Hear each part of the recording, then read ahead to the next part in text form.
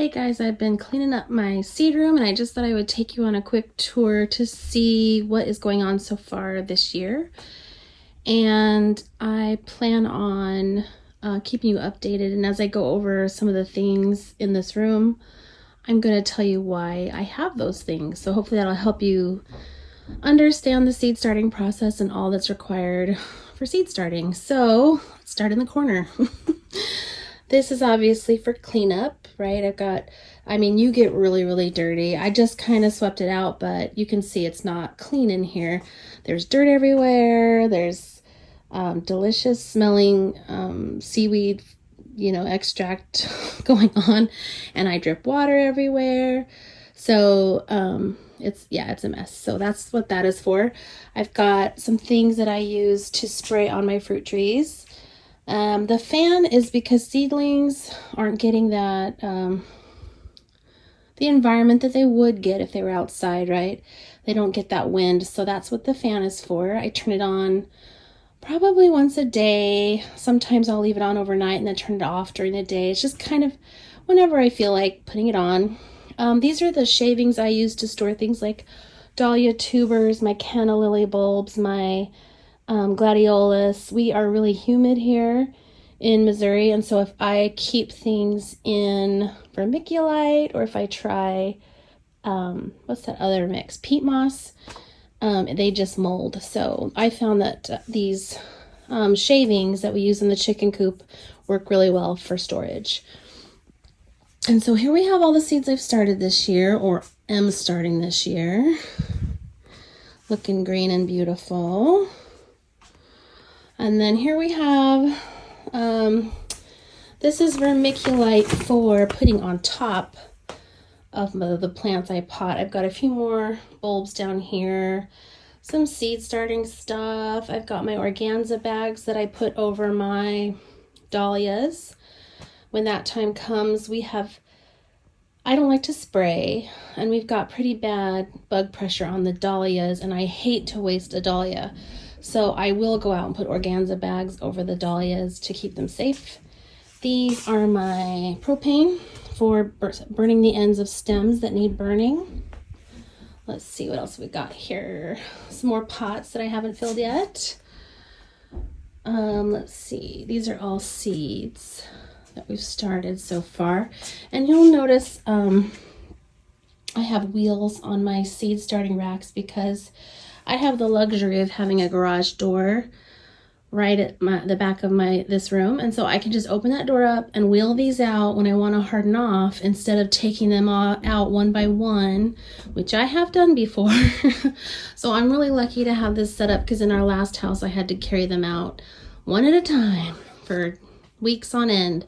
So in this way I just unplug my setup, I wheel whatever needs to go outside to harden off, and I can wheel it in and out until it's ready to go out.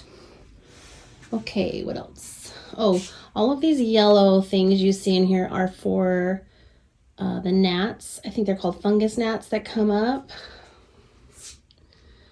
And again, I don't like to spray or use any kind of chemical, so I just have these sticky traps put up everywhere to kind of keep the bug pressure down in here.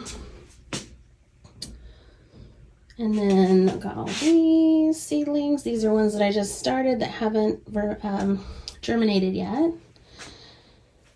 Okay, so then I have this mess over here going on because I'm trying to organize. So this is mostly seed starting supplies and seeds. So I've got my dirt right here. You will notice online a lot, people have those green trays that they put their dirt in to fill their trays. I just it's a Tupperware, and it's cheap and it works really good. My trays all fit in there. I just throw them in and pile the dirt on, and I'm on my way. Got gloves, seed starting trays.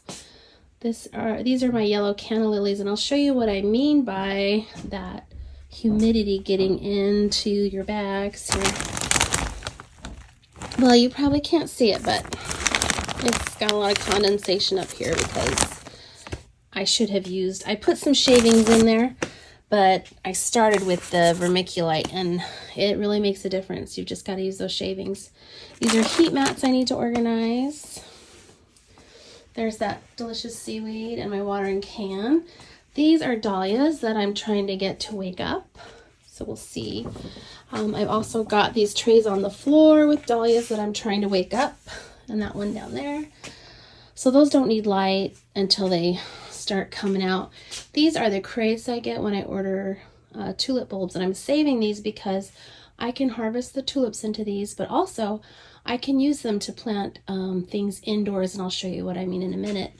This is all containers of sorts. So these are what I will harvest my flowers into. These are pots for actual plants that I keep indoors or pots that I put out on the back patio. These are all vases for events and whatnot that I've collected over the years. And I have my beehive equipment down here that I need to put out. We are getting bees this year.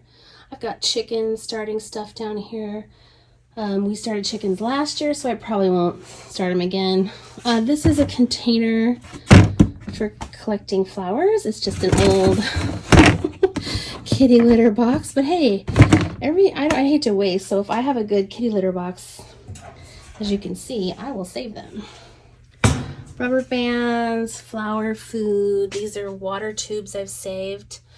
This is my packaging for my flowers, and I have to organize a lot of this. So here's my indoor setup where I talked about using those crates to start your flowers indoors. That's a crate right there that I'm growing ranunculus in successfully. So I'm going to use that a lot. I think next year I'm going to start more ranunculus and try to have those for Valentine's Day. These are all the dahlias that have woken up so far. So I started to try wake all these up, I want to say in December. Some have still not woken up, but these are all the ones that have. And as you can see, some are going completely crazy. I might get a flower indoors before I put them out. Let's see. This set up here are my flower diapers. I think they're called Eco Wraps. They just wrap around the bottom of my cut flowers to keep them wet so that customers don't have their flowers dry out. So I do use Sluggo Plus on my sweet peas because my sweet peas are precious and I got to keep the bugs off of them. And I think this is organic. It is still not good for you, right? There can be organic things that are bad for you. So, but I gotta protect my sweet pea because they're my favorite. What else? These are bags that tulips came in, and I'm saving them for when I have to soak things like ranunculus or anemone. I've kind of gotten away from soaking things, so I don't know that I'm going to keep these, but just in case. And I've got my clippers, sharpener, tape that I use to mark beds with, flags that I use to mark plants with. I've got my Rapid Root, which I will use on my mums when they arrive to get some cuttings off of. Mums are amazing, and so are, by the way, coleus. If you have coleus in your yard, it's an annual, right? But if you take cuttings off of it in the fall, you use this Rapid Root, or don't even use the Rapid Root. I sometimes will just take coleus, throw it in a jar of water until it sprouts roots, and then I'll plant it. You don't have to buy your coleus year after year. You can overwinter in your house. And then here is more seeds, financial stuff. This is processing, flower processing, like hydrating, transport and display, flower food. I'm trying to think. What else? I think that's it. Oh, this is my cooler. It's a tiny fridge that we had a long time ago. I keep all of my old refrigerators and I use them as flower storage. So for instance, when we moved into this house, the people who lived here before us left their refrigerators. So now I have 2 refrigerators to put flowers in. Someday I want a cooler, but that will have to be in the future. No worries, I've got time. And that is it for now.